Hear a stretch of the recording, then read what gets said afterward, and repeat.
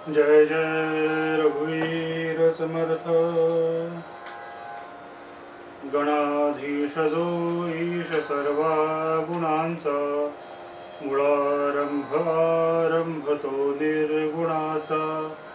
नमो शारदा मूळ चत्वार वाचा, गमो पंथ अनंत या राघवाचा। शुकासारिखे पूर्ण वैराग्य ज्याचे, वसिष्ठा परिज्ञान योगेश्वराचे। कवी वाल्मिका सारिखा मान्य ऐसा, नमस्कार माझा सद्गुरु रामदासा। जय जय रघुवीर समर्थ।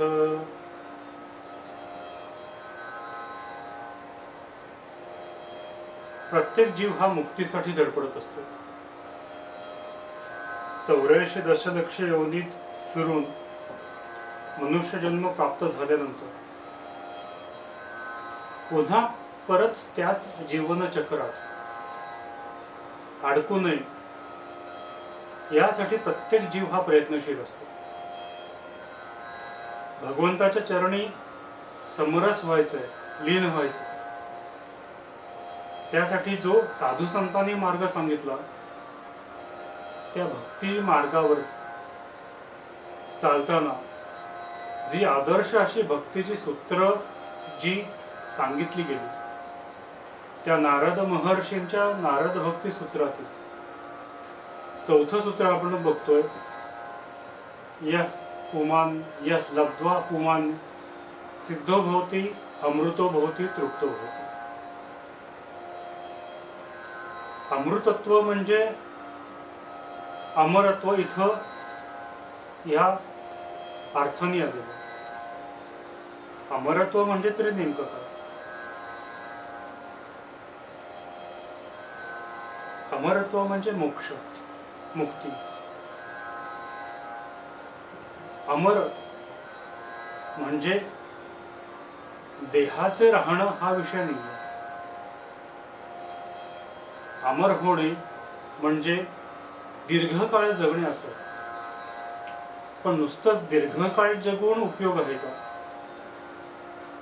आपण तसंही आपलं आयुष्य जगतोच नाही।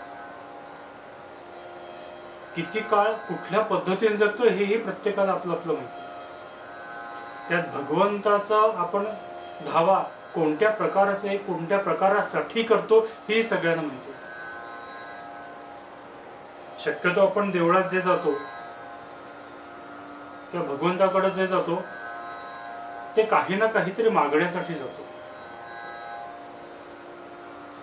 आणि बऱ्याच वेळेला ते मागता मागता आपण नेमकं काय मागितलं हे सुद्धा आपण विसरून जातो। आपल्याला काय मागायचंय हेही लोकांना कळत नाही। एकदा भगवंत आपल्या भक्ताला म्हणतात, सांग रे तुझं दुःख काय? भक्त म्हणतो, माझं हे दुःख आहे। भगवंत म्हणतो, हे नक्की तुझं हेच दुःख आहे, हे निवारण करू? तर भक्त म्हणतो, नाही नाही नाही, हे ह्याच्यामुळं हे आहे, त्यामुळे हे निवारण कर। मग तेच तुझं दुःख आहे काय? असं करत करत तो दुःखांची एक यादी तयार करतो। भगवंत म्हणतो, अरे लक्षात घे, तुला तुझं दुःख काय आहे हेच माहित नाहीये, आणि तू ते निवारण कर, हे मागून तर उपयोग काय? जे आपल्याला माहीतच नाहीये ते मागून मिळणार आहे का? कारण का जे मागायचंय ते माहीत तरी हवं ना। यातून जो निर्माण होतं ती आसक्तीच आपल्या या 84 दशलक्ष योनीमध्ये फिरायला कारणीभूत ठरतो। इच्छा आकांक्षा ह्याच आपल्याला पुन्हा पुन्हा जन्म घ्यायला होतं। पुनरपि जननम पुनरपि मरणम हे सुरूच राहतं। ते केवळ आणि केवळ ह्या इच्छा अपेक्षा आसक्ती न पूर्ण झाल्यामुळे। या ज्या वेळेला संपूर्णतः पूर्ण होते ती अवस्था म्हणजे तृप्त अवस्था। अष्टावक्र ऋषी अष्टावक्र गीतेत म्हणतात, तदा बंधो यदा चित्तम सक्तम कास्वपि दृष्टिषु तदा मोक्षो यदा चित्तम मसक्तम सर्व दृष्टिषु. जेव्हा मन कोणत्याही प्रकारे विषयांमध्ये रममाण असतं, आपण बऱ्याच वेळा बघतो की आपल्याला माहित सुद्धा आहे एका आवडत्या गोष्टींच्या मध्ये आपलं मन रमतं आणि तीच परत गोष्ट लागली तर त्यात परत परत रमतच जात. हे विषयांमध्ये अडकणं असतं. विषयांमध्ये अडकणं हा मनाचा गुणधर्मच आहे, स्वभावच आहे.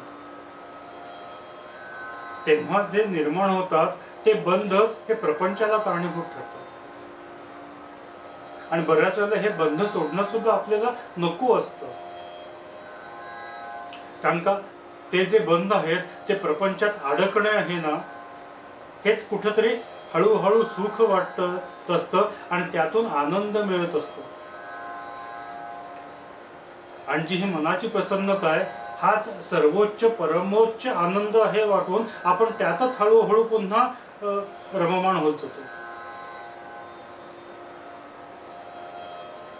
नदीला पूर आला की भोरे निर्माण होतात. त्यामध्ये भोऱ्यामध्ये एखादी अडकणारी काठी किंवा एखादा अडकणारा कुठला तरी पालापाचोळा तिथंच जसा सारखा फिरत राहतो, तिथनं पुढे जातच नाही, तसंच आपलं मन सुद्धा किंवा आपलं एकूणच जी मागणी आहे किंवा आसक्ती आहे ती आसक्ती भोवतीच आपण फिरत राहतो आणि तोच आनंद वाटायला लागतो आपल्याला. एखाद्या बेडकाला जसं जे विहीर आहे तेच संपूर्ण जग आहे आणि त्यात आपण या जगाचा राजा आहोत या पद्धतीने तो वावरत असतो, तसं हे जे मिळणारं सुख आहे हेच सर्वोच्च सुख आहे आणि त्यात मी पूर्णपणे आनंद आहे असंच प्रत्येकाला जीवाला वाटत असतं. पण हा खरा आनंद नाही, हा खरा मोक्ष नाही. मग खरा मोक्ष केव्हा? जेव्हा मन हे ह्या विषयांच्या पासून दूर होईल, अनासक्ती मनामध्ये हळूहळू रुजू होईल आणि त्यानंतर जी अवस्था प्राप्त होईल ती खरी म्हणजे मोक्ष आहे आणि तीच तृप्तता आहे. एखाद्या गोष्टींचं रसग्रहण केल्यानंतर पुन्हा त्या गोष्टीबद्दल आसक्ती मनात निर्माण न होणं म्हणजे वैराग्य असं म्हणतात. वैराग्याची ज्या व्याख्या केल्या जातात त्यापैकी ही एक व्याख्या आहे. बाकी परावैराग्य अपरावैराग्य हा भाग वेगळा आहे, आपला तो आणि मुद्दाच नाहीये बोलण्याचा. ही अनासक्ती ज्यावेळेला निर्माण होते त्यावेळेला जे मनाची अवस्था असते तीच खरी तृप्तावस्था असं नारद महर्षी म्हणतात. बाकी तृप्तत्व म्हणजे नेमकं काय? आपल्याला हनुमानाची कथा सगळ्यांनाच माहिती. राम रावणावर विजय मिळवून ज्यावेळेला अयोध्येला आले त्यावेळेला प्रत्येक सैनिकाला ज्यांनी श्रीरामांना मदत केली त्या प्रत्येकाला उपहार दिले गेले. रामाने फक्त मारुतीला कुठले किंवा हनुमानला कुठले उपहार दिले नाही. हे बघून सीतामाईंना वाईट वाटलं. सीतामाईने स्वतःच्या गळ्यातला हार घेतला आणि तो हनुमंताच्या गळ्यात ठेवला. तो हार घेऊन हनुमान वृक्षाग्री चढले. गोष्ट सगळ्यांनाच माहिती. मी नव्याने सांगतोय अशातला भाग नाही. त्यातून त्यांनी एक एक मणी काढले, दाताने फोडून बघितले, आत काहीच दिसलं नाही, टाकून दिलं. नसे राम ते धाम सोडून द्यावे या पद्धतीने ज्यामध्ये राम नाही ना माझा तो दगड आहे ह्या दृष्टिकोनातून त्यांनी सगळं टाकून दिलं. ही गोष्ट जेव्हा रामानं कळली तेव्हा रामाने हनुमंताची भेट घेतली, त्याला मिठी मारली. सगळ्यांनी विचारलं की राम जर दगडात मग कुठं आहे? हनुमान म्हणले माझ्या हृदयात आहे. व त्यांनी हृदय फाडून दाखवलं, त्याच्यात रामाची मूर्ती दिसली. ही जी अवस्था आहे ना ही तृप्त अवस्था. आपण भगवंताचं होणं यापेक्षा भगवंतानी आपल्याला आपलं मानणं ही सर्वात महत्वाची गोष्ट असते. आणि ही जी आहे ना, हीच खरी तृप्तावस्था. याज्ञवल्क्य ऋषींनी ज्या वेळेला जनक राजाला उपदेश केला, त्या दरम्यान वेदपठणाच्या वेळेला सगळे शिष्य वर्ग जनक राजाची वाटच बघत बसायचं. याज्ञवल्क्य ऋषी म्हणायचे, सुरू करूया, थांब जनक राजाला येऊ देत. जनक राजा आला की मग वेदाध्ययन सुरू व्हायचं. काही दिवस गेले, जनक राजाला त्याच्या राज्याच्या कामामुळं व्यापामुळं यायला थोडा थोडा उशीर व्हायला लागला. लगेच बाकीच्या शिष्यांना धारिष्ट्य करून याज्ञवल्क्यानं विचारले एक दिवस की तुम्ही म्हणता की प्रत्येक गोष्ट वेळेवर व्हायला पाहिजे, मग हे बघा आम्ही सगळेजण तयार असतो, हे जनक राजा रोज उशीर येतात, त्यांच्यामुळे आमचं अध्ययन बुडतं वगैरे वगैरे वगैरे. आम्ही सगळं त्याग करून इथे वेद अध्ययन करायला आलोय, ते राजा आहे ते सगळं उपभोगून इथे येतात. याज्ञवल्क्य हसले. ठीक आहे. आपण काही दिवस गेले. एक दिवस असं अध्ययन सुरू असताना एक दिवस राजाचा एक दूत आला, घाबरलेला होता. राजाने विचारलं काय झालं, तर ते म्हणले अहो राजवाड्यात आग लागलेली आहे, तुम्ही पटकन चला. ते म्हणले ठीक आहे, वेदाध्ययन होते, आपण जाऊया. काही काळानंतर अजून एक दूत आला, त्यांनी सांगितलं अहो तुमचं सगळं जे जिथं द्रव्य ठेवलेलं आहे, जिथं संपत्ती आहे, त्या गोदामात त्या कोठीला आग लागलेली. राजा म्हणले ठीक आहे, बघूया, हे झालं इथून निघू. काही काळानंतर अजून एक आला, संपूर्ण राजवाडा जळून खाक झालेला आहे, आता ती आग इकडे पसरत पसरत पसरत इकडे जंगलाकडे यायला लागलेली आहे. तरी राजा शांत, असू दे ठीक आहे. काही काळानंतर ती आग अरण्याकडे यायला लागली असं दूत सांगत आला. अजून एक दूत आला, त्याने सांगितलं की इकडे आश्रमाकडे आग आलेली आहे, काही पर्णकुट्या सुद्धा आता जळायची शक्यता आहे. ही बातमी ऐकून राजा शांतच राहिला, पण शिष्यांच्या मध्ये चलबिचल सुरू झाली. आता आग लागली तर आपलं सगळं जळून गेलं, आता काय करायचं, हे करायचं ते करायचं, हे सगळे प्रश्न त्यांच्या हळूहळू मनात निर्माण व्हायला लागले. त्यानंतर एक दूत आला, त्यातनं सांगितलं की काही पर्णकुट्या जळून गेलेल्या आहेत, तुम्ही आता लवकर चला.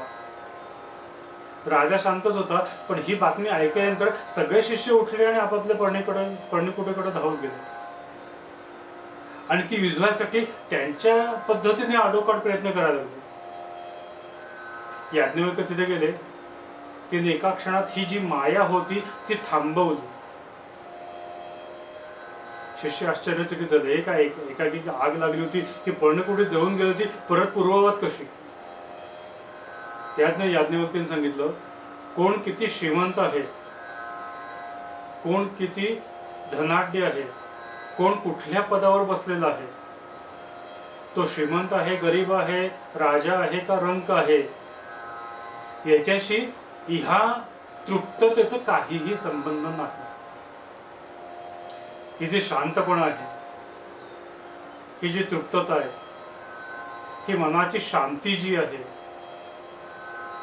ही फक्त आणि फक्त अनासक्तीमुळेच निर्माण होते.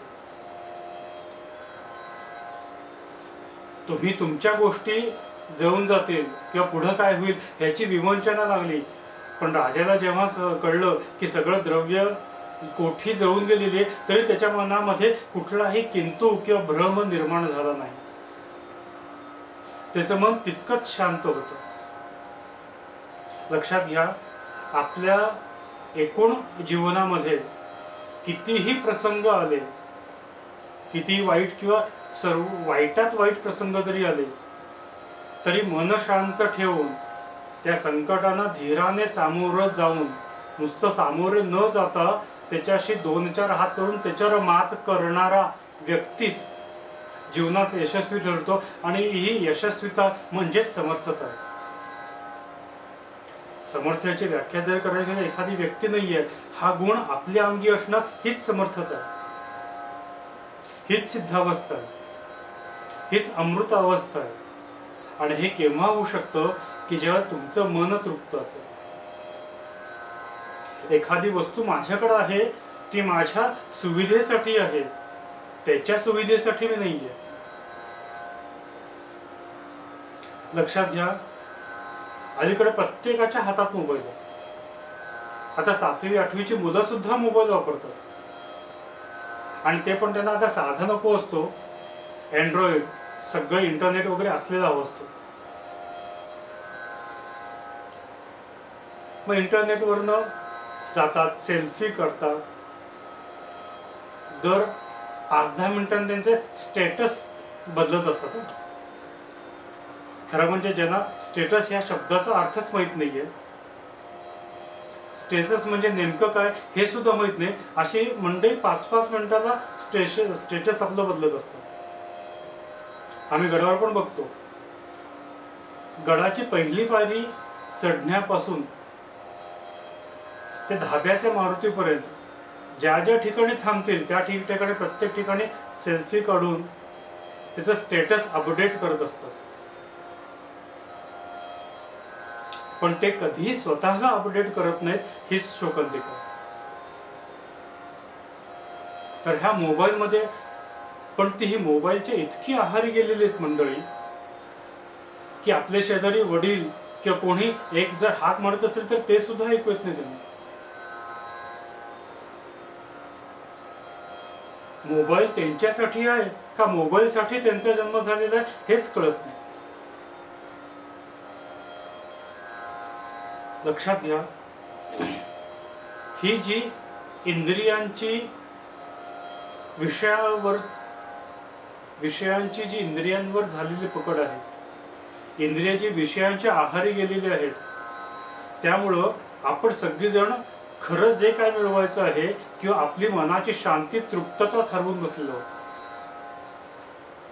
एखादी गोष्ट माझ्याकडे आहे ती माझ्या सुविधेसाठी आहे का ती आहे म्हणून त्याच्यासाठी माझा जन्म आहे हेच लोकांना कळत नाहीये. आणि जे खरं मिळवायचंय तेच गमावून बसलेलो आहोत. शंकराचार्य भज गोविंदम ह्याच्यात म्हणतात, संसंगत्वे निस्संगत्वम, निस्संगत्वे निर्मोहत्वम, निर्मोहत्वे निश्चल तत्वम, निश्चल तत्वे जीवन मुक्ती. संग जर चांगला असेल, संत सहवास असेल तर त्याच्यात निस्संगत्व निर्माण होतं. निस्संगत्वातून निर्मोहत्व निर्माण होतो. मोहपाठ सगळे निघून जातात. निर्मोहातून निश्चल तत्व निर्माण होतं की जेणेकरून आपले विचार स्थिर होतात. आणि या स्थिर विचारातूनच कुठेतरी पुढे जाऊन आपल्याला जीवनमुक्ती मिळते.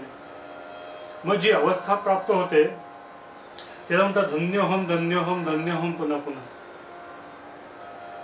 ही जी पुन्हा पुन्हा आहे ना, हे धन्य आहे, धन्य आहे, धन्य आहे. शिवोहम शिवोहम शिवोहम ही अवस्था निर्माण होते. शंकराचार्याने एका ठिकाणी तेवढ्यासाठीच म्हणलेलं आहे की कौपिनवंदम खलु भाग्यवंतम. जे कौपिन धारण केलेले आहेत त्यांच्यासारखे भाग्यवंत कोण नाही.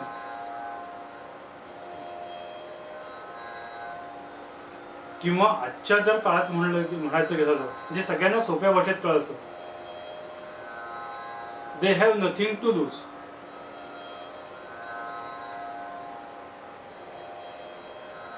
आणि they have nothing to lose ह्याचा दुसरा अर्थ की what they have that the remaining world doesn't use. त्यांच्याकडे जे आहे ते गमवण्यासारखं नाही ही गोष्ट खरी आहे.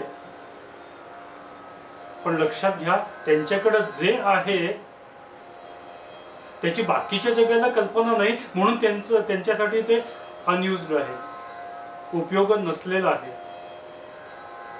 मग त्यांच्याजवळ काय उपयोगी असलेलं आहे? आणि तेच तर अमृतावस्था किंवा सिद्धावस्था नसेल. त्याचा विचार आपण पुढच्या प्रवचनात करूया.